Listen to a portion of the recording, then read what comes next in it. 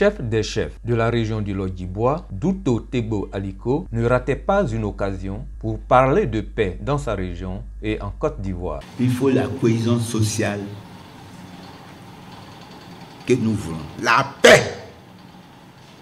La Côte d'Ivoire a souffert et nous cherchons la paix. Sans la paix, on ne peut pas aller au champ.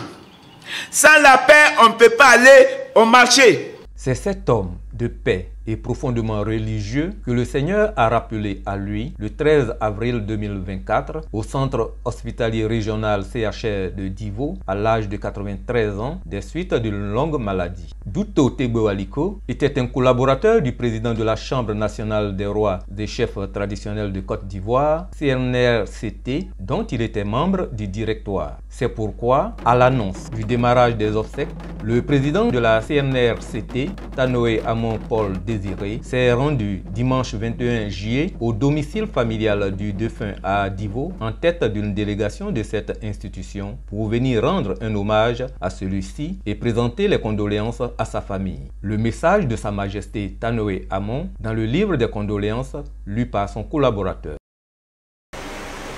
Nous n'oublierons jamais que tu as été un modèle pour notre chambre. Nous n'oublierons jamais que tu t'es sacrifié pour cette chambre, que tu as servi de tous les jours, malgré ton état physique.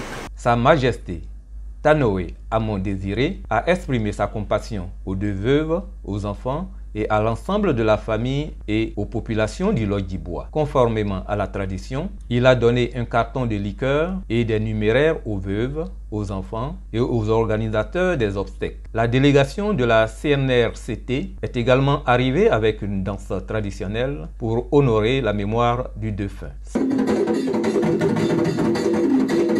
Le porte-parole de la famille éplorée a remercié le président de la CNRCT et sa délégation pour leur présence et pour le soutien moral et financier. Les obsèques ont démarré mardi 23 juillet et se poursuivent toute la semaine au village de Gli et au stade municipal de Divo. Après la veillée vendredi 26, samedi 27 juillet aura lieu à partir de 9 h la phase officielle des obsèques avec des témoignages et à 10h30 un culte de requiem au temple méthodiste, suivi du transfert du corps au village pour l'inhumation dans l'intimité familiale. Feu Tebo Aliko était également le chef du village de Gli dans le département de Divo. Il a été atteint de cécité durant des années avant son décès sans que cela ne l'ait empêché de diriger.